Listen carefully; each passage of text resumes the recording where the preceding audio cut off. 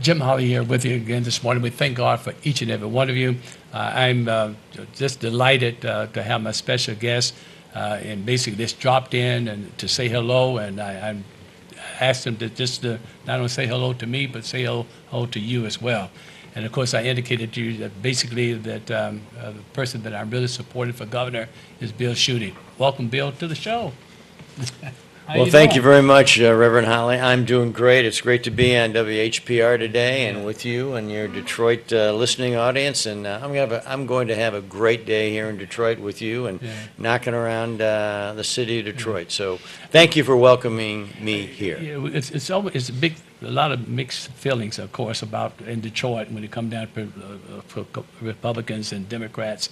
And this is a Democrat town kind of a thing. Yeah, and obviously, but I think really the reason why many of them why it's like that is because Republicans don't really come in and just basically take us for granted that we are Democrats and that we're not independent. I'm a Democrat, but I'm also independent. Mm-hmm. And let's talk about the fact is, why would you come to Detroit? And very few people in the Republican Party, especially running for governor, comes to Detroit and spends some time in Detroit and tell us what you're going to do in Detroit while you're here.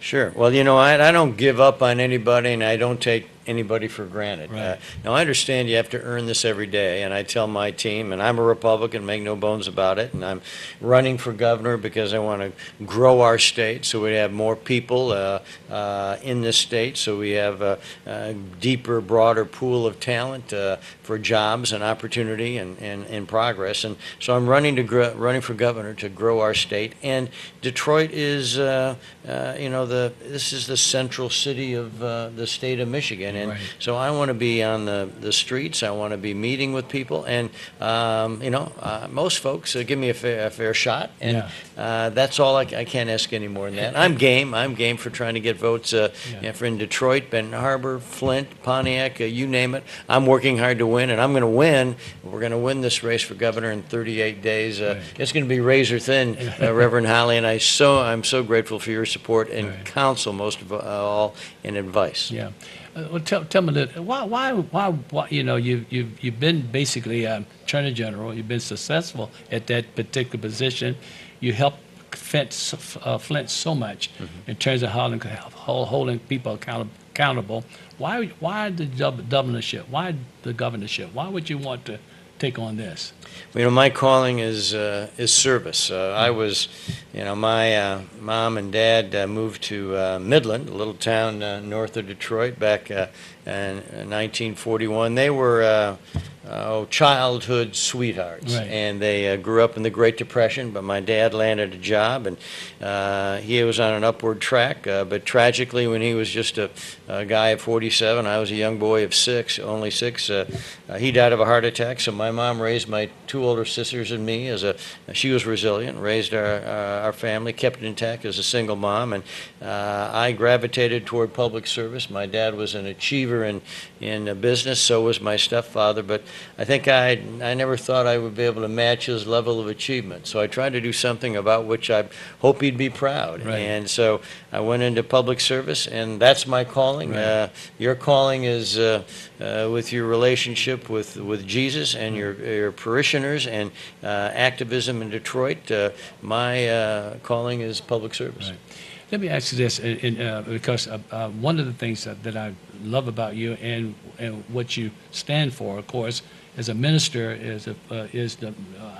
we need marijuana like we need a hole in our head in the city of Detroit. The other thing, of course, is obviously when it comes down to your religious belief, and then abortion. There are 29% of African Americans that participate in abortions, and somehow, some kind of way, that about 61% of them are in African American, black and brown communities.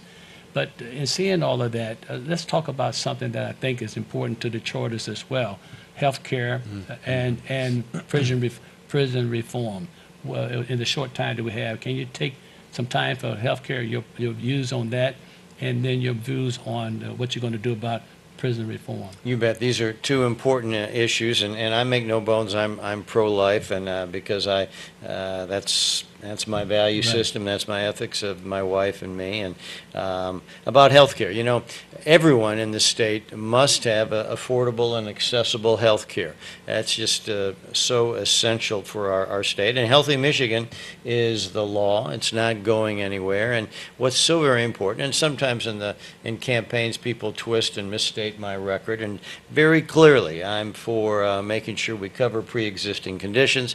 You know, my opponents and some of the other side have been making false, untrue attacks on me, and frankly it's such nonsense and so much politics, and people get tired of all these negative attacks. So I'm in favor and support consistently to cover pre-existing conditions, cover our children till the age of 26, and have portability, meaning insurance could go across state lines so you have greater choices and options. And so that's important. And we need to make sure that those who have chronic health problems, that we cover them. And that's what Healthy Michigan's all about. And I think that in terms of health care, we need to make sure that those who are able-bodied, let's try to get them on a job and on a payroll. Some people celebrate people being on Medicaid. I want to celebrate people getting a job. I think people want jobs and employment, and I think Detroit's future is about safety in our streets. It's about jobs for Detroiters, and it's about better schools so that people can read and an opportunity to have a chance in this country. Right. Let's talk about education a little bit and back up from education back down to prison reform. Sure. Because there is a connection between. They all link right together. So let's talk about your plans for education. We got some problems in the city of Detroit. And we got a new superintendent that I think that we got a lot of confidence in. He's getting, and certainly I know he has the heart of the kids. What are your thoughts in terms of trying to help us with to fix this that we have a problem with water in the school system now and all this kind of stuff. If it's not one thing, it's another, as my grandmother would say. But how do you deal with this as you feel in education in terms of your administration? Yeah, and this issue of education is so very important. Now, my wife, Cynthia, and I went to public schools, and our children, Heidi and son Bill, attended public schools as well. So that's a product. I'm a product of the public school system. But, you know, today, when we see that our third grade reading scores are, at the bottom of America, and what this means is that only 35%, that's an approximation, but it's, 35% of third graders are proficient in reading when they complete that grade. That's, we ought to be up in arms about that. That's outrageous. Right. America's supposed to be, and Michigan must be, they just described as a shining city on a hill. But if you can't read the directions to get there, or if you can't spell opportunity, what is your future going to be? Pretty grim and gloomy. It's prison. It's selling drugs. It's not having a job and building your family. And so what I want to do is give I want to grade our schools A through F so that give parents a report card as to how their school and their locality is performing. Those schools that have done a great job showing improvement, let's reward them with an incentive grant. And as governor, I'm going to have a literacy director in my administration because of the significance of reading. Right. And I'm going to improve our reading scores with, you and I have talked about this, pre-K reading assistants, reading coaches, reading camps in the summer. We have to have a culture of reading so that the prism through which and the lens through which people see Michigan is one of opportunity. And no guarantees. You got to work hard, and that's the spirit of our citizenry, but you got to be able to read. Right. In terms of, I have about 300 to 345 to 375 people coming from prison every month in Detroit. And I say I do, the city of Detroit. Yeah. And we're working with, trying to work with that. I just feel like if I got a guy that's been in prison for 18 years and comes to my church, I mean, he's been 18 years. He served time to time. He didn't let the time serve him. And somehow, some kind of way, we need to have a way of the exiting them. So when they come back, they're coming back. What can we do about prison reform? You know, this is an important issue of social justice. Even more fundamental. It's about culture, and everyone should have a second chance. America should be a country of second chances. Everybody wants an opportunity for redemption, so to speak. And those who've served their time, then you'd like to be able to have them be able to read too, if they so that when they're out of prison, and we got to make sure that we have a job for them. And sometimes the licenses and the regulations, harm those who want to come out with a skill, whether it's you want to be painting or hair braiding, what have you. And they're, time after time after time, some of these rules and regulations hurt those who are leaving prison, want to get into the workforce. As governor, I'm going to change that. And in the last 3 months, I've been to the White House on 3 separate occasions, one of which was about social justice.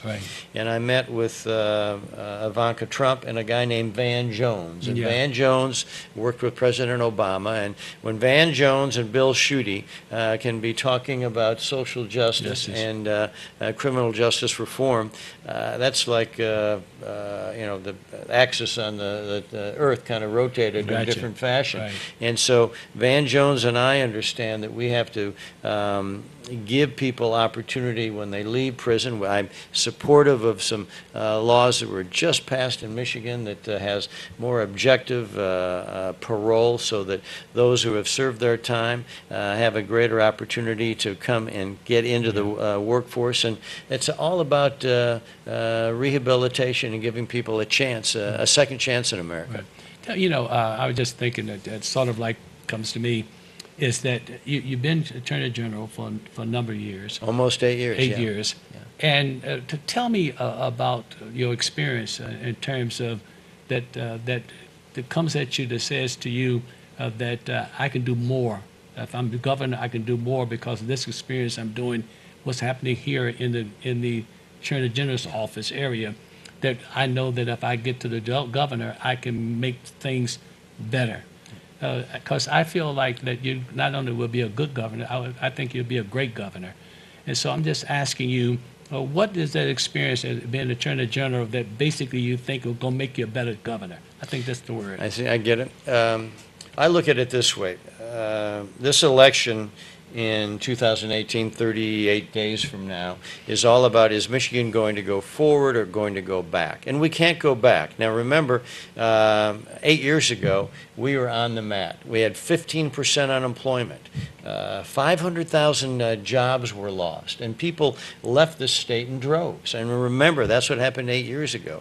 And now we've rebounded, but we still have more to do. We're still 300,000 jobs short of where we were before the Great Recession in 2007. So you have to remember the past. You have to ask yourself, okay, in 2018, we have the lowest unemployment rate Michigan has seen in decades. But you know what?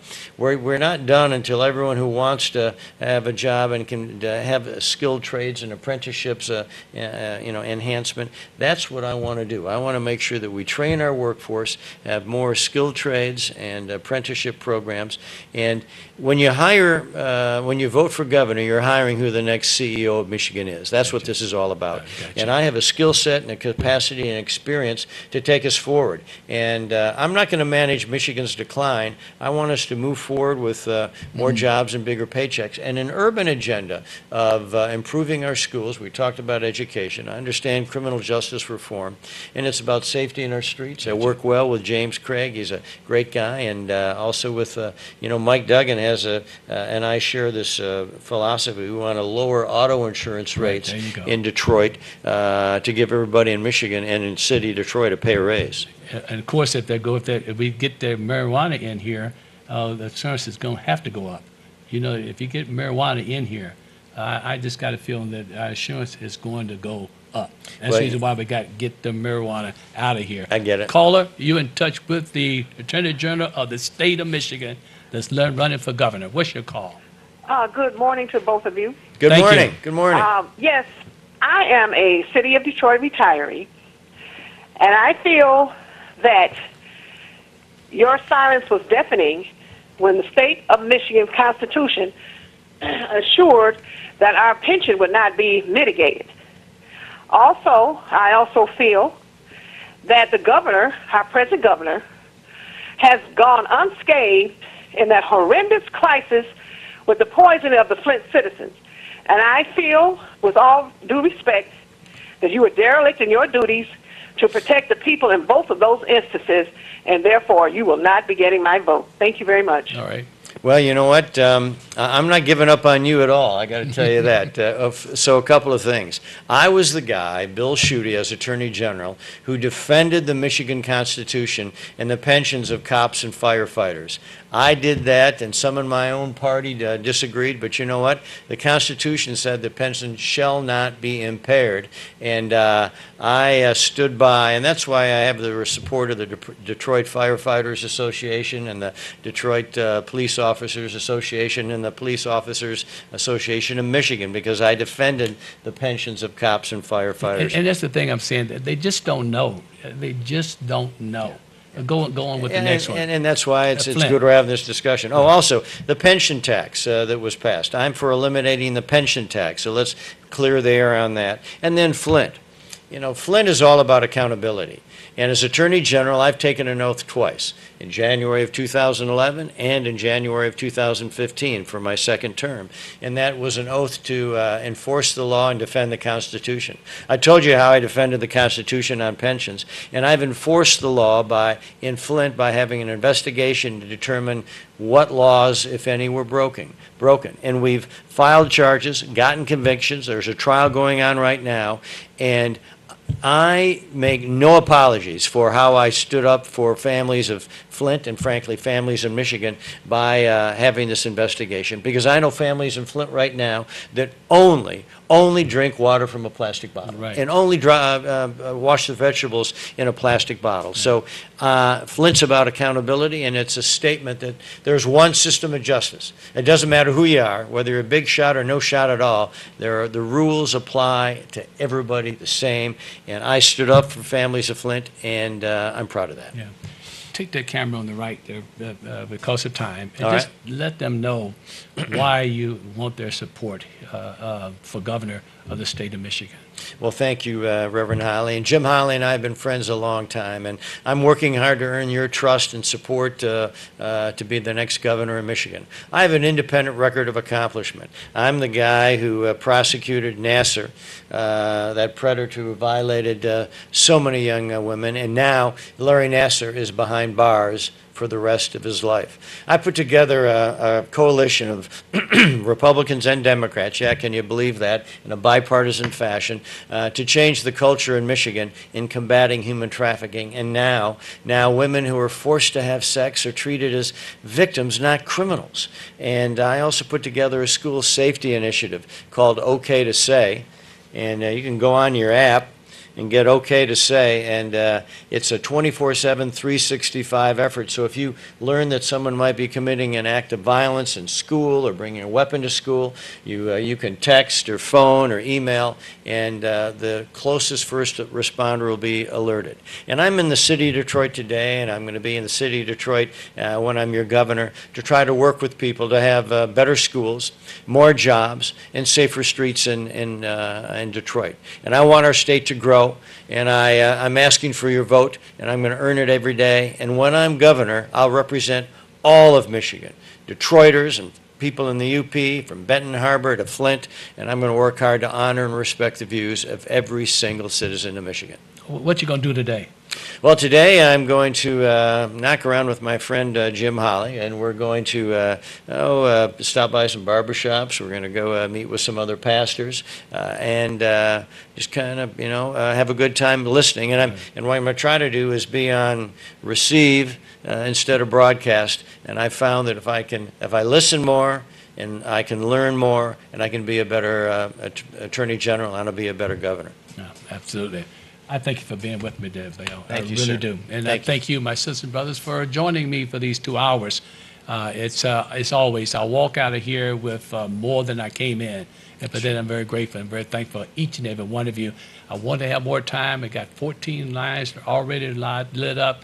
I could do another 2 hours, but obviously I got a program coming behind me here at WHBR, so we thank God for each and every one of you, and whatever you do, and always remember, I love you, and there's nothing you can do about it. Will say a little prayer for you, and I will always care for you. Hello, hello, Detroit.